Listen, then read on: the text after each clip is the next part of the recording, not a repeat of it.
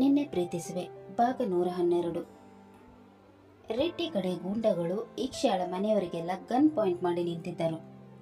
ಆ ಹೊತ್ತಲ್ಲಿ ಚಿನ್ಮಯ್ ಏನು ಮಾಡದ ಪರಿಸ್ಥಿತಿಯಲ್ಲಿದ್ದನು. ಪುರೋಹಿತರು ಮಂತ್ರವನ್ನು ಹೇಳತೊಡಗಿದರು. ತನ್ಮಯ್ ಮತ್ತು ಈಕ್ಷಾಳ ಮದುವೆಯ ವಿಧಿವಿಧಾನಗಳು ನಡೆಯತೊಡಗಿದವು.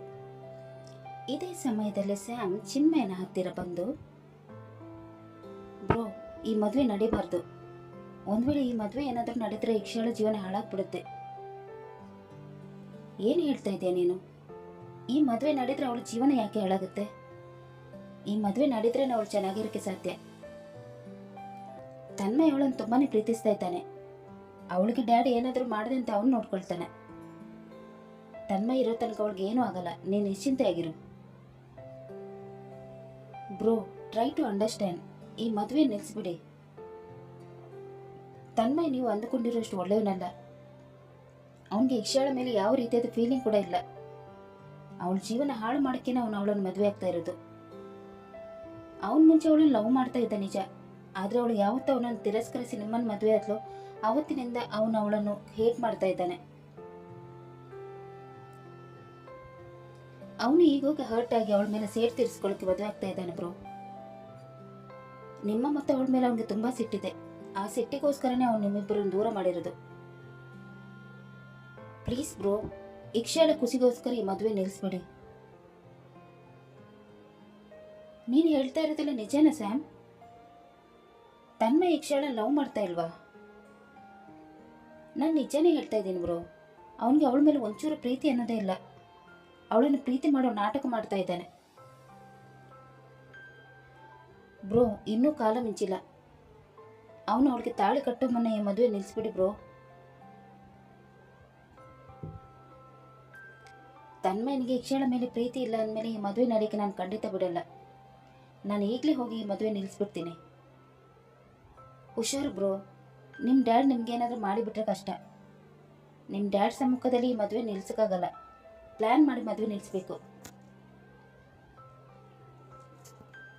ಅದೆಲ್ಲ ನಾನು ನೋಡ್ಕೋತೀನಿ, ನೀನು ಚಿಂತೆ ಮಾಡಬೇಡ. ನೀನು ಬೇಗ ಹೋಗಿ ತನ್ಮಯನ ಹತ್ರ ನಿಂತ್ಕೋ. ನಾನು ತಾಳಿ ತೆಗಿಬೇಕಾದ್ರೆ ನೀನು ಅವನನ್ನು ತಡಿಬೇಕು. ಆಗ ನಾನು ಕೂಡಲೇ ಅವಳಿಗೆ ತಾಳಿ ಕಟ್ತೀನಿ. ಓಕೆ ಬ್ರೋ, ನಾನು ಈಗಲೇ ಹೋದೆ ಅಂತ ಹೇಳಿದ ಸ್ಯಾಮ್ ಅಲ್ಲಿಂದ ಸೀದಾ ಮದುವೆ ಮಂಟಪಕ್ಕೆ ಹೋಗಿ ತನ್ಮಯನ ಹತ್ತಿರ ನಿಂತುಕೊಂಡನು. ಚಿನ್ಮಯ್ ಕೂಡ ಮದುವೆ ಮಂಟಪಕ್ಕೆ ಹೋಗಿ ಈಕ್ಷಾಳ ಹಿಂದುಗಡೆ ನಿಂತುಕೊಂಡನು.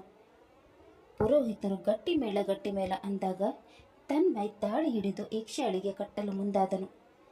ಆಗ ಚಿನ್ಮಯ್ ಕೂಡಲೇ ಅವನ ಕೈಯಿಂದ ತಾಳಿ ಕಿತ್ಕೊಂಡು ಈಕ್ಷಾಳಿಗೆ ಕಟ್ಟಿದನು. ಈಕ್ಷಾ ಗರಬಡಿದವಳಂತೆ ಕೂತಿದ್ದಳು. ನೋವಿನಲ್ಲಿ ಇದ್ದವಳಿಗೆ ಅಲ್ಲಿ ಏನು ನಡೆಯುತ್ತಿತ್ತು ಅಂತ ಗೊತ್ತಾಗುತ್ತಿರಲಿಲ್ಲ. ಚಿನ್ಮಯ್ ಅವಳಿಗೆ ತಾಳಿ ಕಟ್ಟುವಾಗ ತನ್ಮಯ್ ಅವನನ್ನು ತಡೆಯಲು ಹೋದನು. ಆಗ ಸ್ಯಾಮ್ ಅವನನ್ನು ಗಟ್ಟಿಯಾಗಿ ಹಿಡಿದುಕೊಂಡನು. ಸಿಟ್ಟು ಮಾಡಿಕೊಂಡ ತನ್ಮಯ್, ಸ್ಯಾಮ್, ಏನ್ ಮಾಡ್ತಾ ಇದೆಯಾ? ಬಿಡು ನನ್ನನ್ನು. ಸಾರಿ ಡೂಡ್, ನೀನು ತಪ್ಪು ಮಾಡೋಕ್ಕೆ ಹೊರಟಿದ್ಯಾ. ಅದಕ್ಕೆ ನಾನು ನಿನ್ನ ತಡೀತಾ ಇದ್ದೀನಿ. ಸ್ಯಾಮ್, ಬಿಡು ಅಂದರೆ ಬಿಡಬೇಕು, ಇಲ್ಲ ಅಂದರೆ ನಾನು ಏನು ಮಾಡ್ತೀನಿ ನನಗೇನು ಗೊತ್ತಿಲ್ಲ. ಸಾರಿ ಡೂಡ್. ಬ್ರೋ ತಾಳಿ ಕಟ್ಟೆ ಆದಮೇಲೆ ನಾನು ನಿನ್ನನ್ನು ಬಿಡ್ತೀನಿ, ಅಲ್ಲಿ ತನಕ ಬಿಡಲ್ಲ. ನಿನ್ನನ್ನು ಸಾಯಿಸಿದ್ರೂ ಪರವಾಗಿಲ್ಲ, ಆದರೆ ನಿನ್ನನ್ನು ಮಾತ್ರ ತಪ್ಪು ಕೆಲಸ ಮಾಡೋಕ್ಕೆ ನಾನು ಬಿಡಲ್ಲ ಅಂತ ಹೇಳಿ ಮತ್ತೆ ಗಟ್ಟಿಯಾಗಿ ಹಿಡಿದುಕೊಂಡನು. ಚಿನ್ಮಯ್ ತಾಳಿ ಕಟ್ಟಿ ಆದ ಮೇಲೆ ಸ್ಯಾಮ್ ತನ್ಮಯನನ್ನು ಬಿಟ್ಟನು. ತನ್ಮಯ್ ಕೋಪದಿಂದ ಕುದಿಯತೊಡಗಿದನು. ಇವೆಲ್ಲವನ್ನು ನೋಡುತ್ತಿದ್ದ ಎಲ್ಲರೂ ಬೆರಗಾಗಿ ಹೋದರು. ಈಕ್ಷಾಳ ಮನೆಯವರಿಗಂತೂ ತುಂಬಾನೇ ಖುಷಿಯಾಯಿತು. ತನ್ನ ಮಗಳ ಜೀವನ ಹಾಳಾಗುವುದು ತಪ್ಪಿತಲ್ಲ ಅಂತ ರಾಘ ಅವರು ನಿಟ್ಟುಸಿರು ಬಿಟ್ಟರು. ರೆಡ್ಡಿ ಅವರಿಗೆ ಚಿನ್ಮಯನ ಮೇಲೆ ಸಿಟ್ಟು ಬಂದು ಅವನ ಕೆನ್ನೆಗೆ ಪಟಹರ ನಿವಾರಿಸಿದರು. ನನ್ನ ಮುತ್ತಿನ ಮಗನ ಮದುವೆ ನಿಲ್ಲಿಸಿ ಅವನ ಹುಡುಗಿಯನ್ನು ಮದುವೆಗೆ ನಿನಗೆ ಎಷ್ಟು ಧೈರ್ಯ ಇರಬೇಕು? ನಿನಗೇನು ಅನಿಸುತ್ತೆ? ನೀನು ಅವಳಿಗೆ ತಾಳಿ ಕಟ್ಟಿದ ತಕ್ಷಣ ಅವಳು ನಿನ್ನ ಹೆಂಡತಿ ಆದ್ಲ ಅಂತ ಅಂದ್ಕೊಂಡೆಯಾ? ಅವಳು ನಿನ್ನ ಹೆಂಡತಿ ಆಗಿಕ್ಕೆ ನಾನು ಖಂಡಿತ ಬಿಡಲ್ಲ. ಈಗಲೇ ಈ ತಾಳಿಯನ್ನು ಕಿತ್ತು ಹಾಕಿ ತನ್ಮನ ಕೈಯಿಂದಲೇ ತಾಳಿ ಕಟ್ಟಿಸ್ತೀನಿ ಅಂತ ಅವರು ಹೇಳಿದಾಗ ಅಲ್ಲಿದ್ದವರಿಗೆಲ್ಲ ಶಾಕ್ ಆಯಿತು. ಕೂಡಲೇ ಅಲ್ಲಿಗೆ ಬಂದ ಶಾಲಿನಿಯವರು, ಏನ್ರಿ ಮಾಡಕ್ಕೆ ಹೊರಟಿದ್ದೀರಾ ನೀವು ಅವರಿಬ್ಬರನ್ನು ದೂರ ಮಾಡೋಕ್ಕೆ ಎಷ್ಟೇ ಪ್ರಯತ್ನ ಪಟ್ಟರೂ ಕೂಡ ದೇವರು ಇವತ್ತು ಅವರಿಬ್ಬರನ್ನು ಒಂದು ಮಾಡಿದ್ದಾನೆ. ಇಷ್ಟಾದ್ರೂ ಮತ್ತೆ ತಪ್ಪು ಮಾಡ್ತೀನಿ ಅಂತ ಹೊರಟಿದ್ದೀರಾ, ಇದು ನಿಮಗೆ ನ್ಯಾಯನೇನ್ರಿ? ಒಂದು ಕಣ್ಣಿಗೆ ಬೆಣ್ಣೆ ಇನ್ನೊಂದು ಕಣ್ಣಿಗೆ ಸುಣ್ಣ ಅಂತ ಇಬ್ಬರ ಮಕ್ಕಳಲ್ಲಿ ಭೇದ ಭಾವ ಮಾಡ್ತಾ ಇದ್ದೀರಲ್ವಾ? ನಿಮ್ಗೆ ಇದು ಸರಿ ಅನ್ನಿಸುತ್ತಾ? ಸಾಕು ಮುಚ್ಚೆ ಬಾಯಿ. ಅಡುಗೆ ಮನೆ ಕೆಲಸ ಬಿಟ್ಟು ಬೇರೆ ಕೆಲಸದ ಬಗ್ಗೆ ತಲೆ ಹಾಕಕ್ಕೆ ಬಂದರೆ ನೀನು ತಲೆನೇ ಇಲ್ಲದಾಗ ಮಾಡ್ತೀನಿ. ಸುಮ್ಮನೆ ಮುಚ್ಕೊಂಡು ನಿಂತರೆ ಸರಿ, ಇಲ್ಲ ಅಂದರೆ ಇವತ್ತು ನಾನು ತಿಥಿ ಮಾಡಿಬಿಡ್ತೀನಿ ಅಂತ ಅವರು ಹೇಳಿದಾಗ ಅಲ್ಲಿಗೆ ಬಂದ ಲಲಿತಮ್ಮರವರು, ಅವಳ ತಿಥಿ ಏನೋ ಮಾಡೋದು, ಅವಳ ಜೊತೆ ನನ್ನ ತಿಥಿ ಕೂಡ ಮಾಡಿಬಿಡು, ಇದನ್ನೆಲ್ಲ ಕಣ್ಣಾರೆ ನೋಡ್ದಾಗಿಂತ ಸಾಯೋದು ಆಸೆ. ನೀನು ದೇವ್ರೇನು ಅವರಿಬ್ಬರನ್ನು ದೂರ ಮಾಡೋಕ್ಕೆ? ನೀನು ಚಿಕ್ಕ ಮಗ ಮಾತ್ರ ಚೆನ್ನಾಗಿರ್ಬೇಕು, ದೊಡ್ಡ ಮಗ ಚೆನ್ನಾಗಿರ್ಬಾರ್ದು ಅಂತ ಬಯಸ್ತೀಯ. ಸ್ವಲ್ಪ ದೇವರಿಗೆ ಭಯಪಡು. ಅಮ್ಮ, ನೀವು ಸುಮ್ಮನೆ ಇದ್ರೆ ಸರಿ, ಇಲ್ಲ ಅಂದರೆ ನನಗೆ ಏನು ಮಾಡ್ತೀನಿ ನನಗೇನು ಗೊತ್ತಿಲ್ಲ. ನನಗೆ ಬೇಕಾಗಿರೋದು ಒಂದೇ, ಅದು ನನ್ನ ಚಿಕ್ಕ ಮಗನ ಸಂತೋಷ ಅಂತ ಅವರು ಹೇಳಿ ಇನ್ನೇನು ಯಕ್ಷಳ ಕುತ್ತಿಗೆಯಲ್ಲಿದ್ದ ತಾಳಿಗೆ ಕೈ ಹಾಕಬೇಕು. ಅಷ್ಟರಲ್ಲಿ ಚಿನ್ಮಯ್ ಅವರ ಕೈಯನ್ನು ಹಿಡಿದು, ಬೇಡ ಡ್ಯಾಡ್, ಅವಳು ನನ್ನ ಹೆಂಡತಿ, ಅವಳು ತಾಳಿ ಏನಾದರೂ ಮುಟ್ಟಿದ್ರೆ ನೀವು ನನ್ನ ಡ್ಯಾಡ್ ಅನ್ನೋದನ್ನೇ ನಾನು ಮರೆತುಬಿಡ್ತೀನಿ. ಏನು, ನನಗೇನೆ ಎದುರು ಮಾತಾಡುವಷ್ಟು ದೊಡ್ಡವನಾಗ್ಬಿಟ್ಟೆಯಾ? ನಿನಗೆ ನನ್ನ ಮನೆಯಲ್ಲಿ ಯಾವ ಸ್ಥಾನ ಇದೆ ಅಂತ ಗೊತ್ತಿದೆ ಅಲ್ವಾ? ಗೊತ್ತಿಲ್ಲ ಅಂದರೆ ನಾನು ನೆನಪಿಸ್ತೀನಿ. ಬಿಡು ನನ್ನ ಕೈನ, ಇಲ್ಲ ಅಂದರೆ ಚೆನ್ನಾಗಿರಲ್ಲ ನೋಡು. ಬಿಡೋ ಮಾತೇ ಇಲ್ಲ. ನನ್ನ ಹೆಂಡತಿ ತಂಟೆಗೆ ಯಾರಾದರೂ ಬಂದರೆ ಅವರನ್ನು ಹುಟ್ಟಲಿಲ್ಲ ಅನಿಸ್ಬಿಡ್ತೀನಿ ಅಂತ ಅವನು ಹೇಳಿದಾಗ ರೆಟ್ಟಿಗೆ ಕೋಪ ನೆತ್ತಿಗೇರತೊಡಗಿತು. ಎಲ್ಲರ ಧ್ಯಾನ ಇವರ ಮೇಲೇನೆ ಇತ್ತು. ಇದನ್ನು ಸದುಪಯೋಗಿಸಿಕೊಂಡ ರಾಘವ್ ಮತ್ತು ಮುಖೇಶ್ ಅವರು ರೆಡ್ಡಿಯ ಗೂಂಡಗಳಿಗೆ ಹೊಡೆಯತೊಡಗಿದರು. ಆಗ ಆರ್ಯನ್ ಮತ್ತು ಸುಕೇಶ್ ಅವರು ಕೂಡ ಗೂಂಡಗಳಿಗೆ ಹೊಡೆಯತೊಡಗಿದರು. ಪೊಲೀಸರು ಫೈರಿಂಗ್ ಮಾಡುತ್ತಾ ರೆಡ್ಡಿಯ ಗೂಂಡಗಳನ್ನು ಹೊಡೆದು ಉರುಳಿಸಿದರು. ರೆಡ್ಡಿಗೆ ಇದನ್ನೆಲ್ಲ ನೋಡಿ ತುಂಬಾನೇ ಕೋಪ ಬರತೊಡಗಿತು. ತನ್ನ ಜೇಬಲ್ಲಿದ್ದ ಗನ್ನನ್ನು ತೆಗೆದು ಫೈರಿಂಗ್ ಮಾಡಲು ಹೋದರು. ಆಗ ಇನ್ಸ್ಪೆಕ್ಟರ್ ಅಲ್ಲೇ ಇದ್ದ ಕೋಲಿನಿಂದ ಅವರ ಕೈಗೆ ಹೊಡೆದರು. ಆಗ ಅವರ ಕೈಯಿಂದ ಗನ್ ಕೆಳಗೆ ಬಿದ್ದು ಬಿಟ್ಟಿತು. ಪೊಲೀಸರು ಕೂಡಲೇ ಅವರ ಹತ್ತಿರ ಬಂದು, ಇವರ under arrest mister Raman Reddy ಅಂತ ಹೇಳಿ ಅರೆಸ್ಟ್ ಮಾಡಲು ಹೋದರು.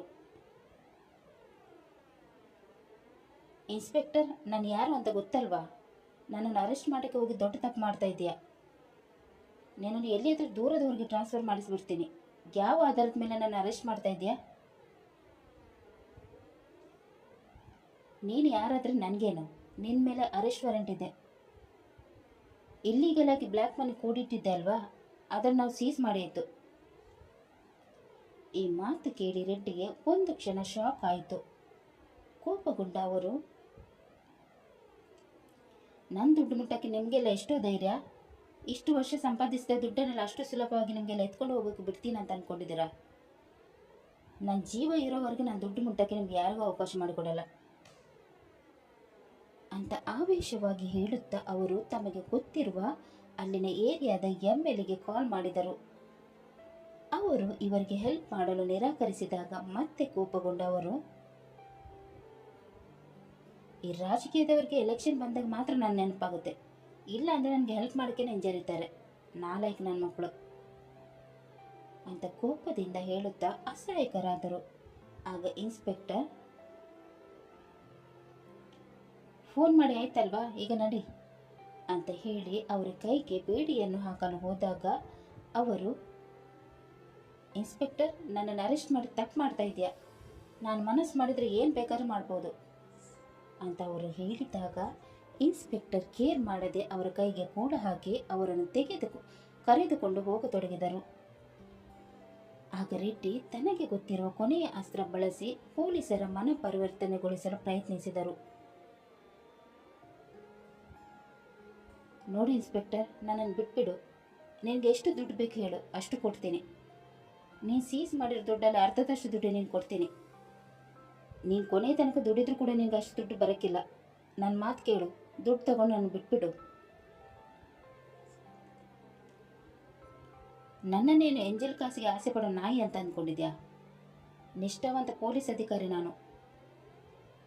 ಲಂಚದ ಆಮಿಷ ಹುಟ್ಟಿದ್ದಕ್ಕೆ ಅದರ ಮೇಲೆ ಕೇಸ್ ಹಾಕ್ಬಿಡ್ತೀನಿ. ಒಬ್ಬ ಸರಿ ಇದ್ದ ವ್ಯಕ್ತಿನ ಇಷ್ಟು ವರ್ಷ ಮೆಂಟಲ್ ಹಾಸ್ಪಿಟಲ್ ಕೂಡಿ ಹಾಕಿದ್ದಲ್ವಾ? ನೀನು ಒಬ್ಬ ಮನುಷ್ಯನ? ಈ ಸಲ ಒಳಗೆ ಹೋದರೆ ಮತ್ತೆ ಯಾವತ್ತೂ ಹೊರಗಡೆ ಬರಲ್ಲ. ನೀನು ಹೊರಗಡೆ ಬರದ ಹಾಗೆ ನಾನು ನೋಡ್ಕೋತೀನಿ, ನಡಿಯೋ ಅಂತ ಹೇಳಿ ಇನ್ಸ್ಪೆಕ್ಟರ್ ಅವರನ್ನು ಎಳೆದುಕೊಂಡು ಹೋಗತೊಡಗಿದರು. ರೆಡ್ಡಿ ಜೈಲಿಗೆ ಹೋಗುತ್ತಿದ್ದನ್ನು ನೋಡಿ ಎಲ್ಲರ ಮುಖದಲ್ಲಿ ಮಂದಹಾಸ ಮೂಡಿತು. ರಾಘವ್ ಅವರನ್ನು ನೋಡಿದ ರೆಡ್ಡಿಗೆ ಕೋಪ ನೆತ್ತಿಗೇರಿ, ಏ ರಾಘವ, ನಾನು ಜೈಲಿಗೆ ಹೋಗ್ತಾ ಇದ್ದೀನಿ ಅಂತ ಜಾಸ್ತಿ ಖುಷಿ ಪಡಬೇಡ. ಈ ಹಿಂದೆ ನಾನು ಜೈಲಿಗೆ ಹೋಗಿದ್ದೆ, ಅದು ನಿನಗೆ ನೆನಪಿರ್ಬೇಕಲ್ವಾ? ಜೈಲಿಗೆ ಹೋಗಿ ವಾಪಸ್ ಬಂದ ಮೇಲೆ ನಿನ್ನ ಪರಿಸ್ಥಿತಿ ಏನಾಗಿತ್ತು ಅಂತ ಒಂದ್ಸಲ ಯೋಚನೆ ಮಾಡು. ಈ ಸಲ ಹೊರಗೆ ಬಂದೆ ಅಂದರೆ ನಿನ್ನ ತಿಥಿ ನನ್ನ ಕೈಯಿಂದಲೇ ಆಗುತ್ತೆ. ನಿನ್ನ ಕುಟುಂಬವನ್ನು ಸರ್ವನಾಶ ಮಾಡಲು ನಾನು ಆದಷ್ಟು ಬೇಗ ಹೊರಗೆ ಬರ್ತೀನಿ. ಜಾಸ್ತಿ ಖುಷಿ ಪಡಬೇಡ, ಈ ನಿನ್ನ ಖುಷಿ ಇನ್ನು ಸ್ವಲ್ಪ ದಿನ ಮಾತ್ರ ಅಂತ ಹೇಳಿದಾಗ ಇನ್ಸ್ಪೆಕ್ಟರ್ ಅವರಿಗೆ ಮರ್ಯಾದೆ ಕೂಡ ಕೊಡದೆ ಅವರನ್ನು ಎಳೆದುಕೊಂಡು ಹೋಗಿ ಜೀಪಲ್ಲಿ ಕೂರಿಸಿದರು. ರೆಡ್ಡಿ ಕೋಪದಿಂದ ಕುದಿಯುತ್ತಿದ್ದರು. ಇತ್ತ ತನ್ನ ಡ್ಯಾಡಿಯ ಪರಿಸ್ಥಿತಿಯನ್ನು ನೋಡಿದ ತನ್ಮಯನಿಗೆ ಅಳುವಿನ ಜೊತೆ ಕೋಪನೂ ಕೂಡ ಬರತೊಡಗಿತ್ತು. ಇಕ್ಷಾ ಕೈ ತಪ್ಪಿ ಹೋಗಿದ್ದನ್ನು ನೆನೆದುಕೊಂಡು ಕೋಪ ಮಾಡಿಕೊಳ್ಳತೊಡಗಿದನು. ಅವಳು ಚಿನ್ಮಯನ ಹತ್ತಿರ ನಿಂತಿದ್ದಳು. ಇದನ್ನು ನೋಡಿ ಸಹಿಸಲಾಗದ ಅವನು, ಇದಕ್ಕೆಲ್ಲ ನೀನೇ ಕಾರಣ ಬ್ರೋ. ನಿನ್ನಿಂದಾಗಿ ಡ್ಯಾಡಿ ಇವತ್ತು ಜೈಲಿಗೆ ಹೋಗುವ ಹಾಗೆ ಆಯಿತು. ಇಕ್ಷಳನ್ನು ಮತ್ತೆ ನೀನು ನನ್ನಿಂದ ಕಿತ್ಕೊಂಡೆ. ನೀನು ಮಾಡಿದ ಒಂದು ತಪ್ಪಿನಿಂದ ಡ್ಯಾಡಿ ಎಲ್ಲವನ್ನು ಕಳೆದುಕೊಳ್ಬೇಕಾಯ್ತು. ನಮ್ಮ ಮನೇಲಿ ನೆಮ್ಮದಿ ಕಿತ್ಕೊಂಡೆ ನೀನು ಬದುಕಿದ್ದು ವ್ಯರ್ಥ. ನನಗೆ ಸಿಗದ ಖುಷಿ ನಿನಗೂ ಕೂಡ ಸಿಗಬಾರ್ದು. ನೀನು ಈ ಭೂಮಿ ಮೇಲೇನೆ ಇರಬಾರ್ದು ಅಂತ ಅಂದುಕೊಂಡ ಅವನು ತನ್ನ ಜೇಬಲ್ಲಿದ್ದ ಪಿಸ್ತೂಲ್ ತೆಗೆದು ಚಿನ್ಮಯನಿಗೆ ಶೂಟ್ ಮಾಡಿದನು. ಇದನ್ನು ನೋಡಿ ಇಕ್ಷಾ ಜೋರಾಗಿ ಕಿರಿಚಿಕೊಂಡಳು. ಅಲ್ಲಿದ್ದವರೆಲ್ಲ ಚಿನ್ಮಯ್ ಅಂತ ಕಿರಿಚುತ್ತಾ ಅವನ ಹತ್ತಿರ ಓಡಿ ಬಂದರು. ಚಿನ್ಮಯ್ ರಕ್ತದ ಮಡುವಿನಲ್ಲಿದ್ದನು. ಕತೆ ಮುಂದುವರಿದು. ಚಿನ್ಮಯ್ ಮತ್ತು ಇಕ್ಷಾಳ ಪ್ರೇಮ ಕತೆ ಕೊನೆಯಾಗುತ್ತೋ ಇಲ್ಲವೋ ಅನ್ನೋದನ್ನು ತಿಳಿಯಲು ಮುಂದಿನ ಸಂಚಿಕೆಯಾಗಿ ಕಾಯೋಣ. ಅಲ್ಲಿ ತನಕ ಈ ಕತೆ ನಿಮಗೆ ಇಷ್ಟವಾದಲ್ಲಿ ಲೈಕ್ ಮಾಡಿ, ಶೇರ್ ಮಾಡಿ ಮತ್ತು ಸಬ್ಸ್ಕ್ರೈಬ್ ಮಾಡೋದನ್ನು ಮಾತ್ರ ಮರಿಬೇಡಿ. ಧನ್ಯವಾದಗಳು.